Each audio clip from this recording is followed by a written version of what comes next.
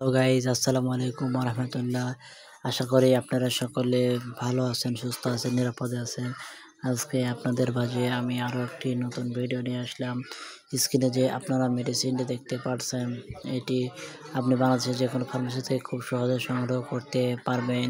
ওষুধটি হচ্ছে OSL Pharma অর্থাৎ অপসনিন গ্রুপের একটি ঔষধ জেন্ডামামস 30 mg।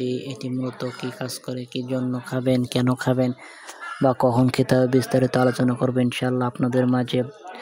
তো আপনাদের মাঝে আরও একটি অনুরোধ, যারা আমার ফেসবুক পেজ এবং ইউটিউব চ্যানেলে নতুন তারা অবশ্যই চ্যানেলটি এবং পেজটি ফলো দিবেন, এবং যারা ইতিমধ্যে ফলো দিয়েছেন এবং সাবস্ক্রাইব করেছেন তাদেরকে জানাই অসংখ্য ধন্যবাদ।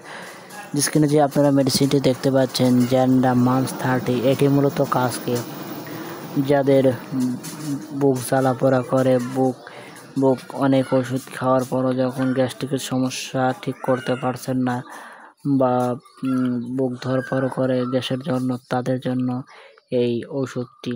কারণ এটি খাবার ফলে আপনার মুহূর্তের মধ্যে আপনার বুক জ্বালাপোড়া করা, ত্বক ঢেকে ওঠা ইত্যাদি আরও যে অন্যান্য সমস্যা আছে, এটি মুহূর্তের মধ্যে দূর হয়ে যাবে।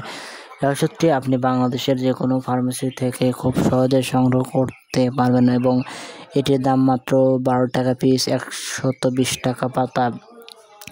এটি খাবার ফলে আপনার দীর্ঘদিনের বুক যে জ্বালাপোড়া, বুক ধরপড় করে বা অন্যান্য যে সমস্যা আছে, এটি নিমিষেই দূর হয়ে যাবে। তার কারণ বাংলাদেশে বর্তমানে দেখা যাচ্ছে যে প্রায় 80% লোক গ্যাস্ট্রিকের সমস্যা ভুগছে। তাদের জন্য জেন্ডামামস 30 mg বেশ উপকারী।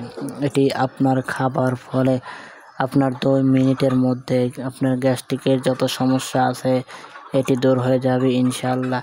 তবে ওষুধটি খাবার পূর্বে অবশ্যই একজন ডাক্তারের পরামর্শক্রমে ওষুধগুলো খাওয়াতে হবে। এবার আসি ডোজ ও পার্শ্ব প্রতিক্রিয়া।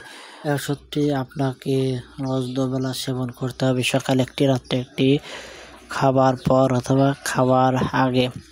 তবে ওষুধগুলো আপনি যখনই খাবেন, আমি আবারও বলছি, চিকিৎসকের পরামর্শক্রমে খাবেন। এবং যাদের অতিরিক্ত গ্যাস্ট্রিকের সমস্যা আছে তারা অবশ্যই ডাক্তারের পরামর্শ নিয়ে খাবেন।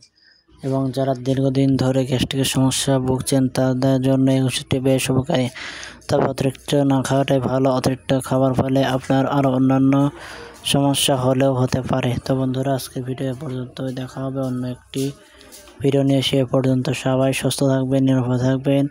সবাইকে আসসালামু আলাইকুম রহমতুল্লাহি তাআলা ওয়া বারাকাতুহু।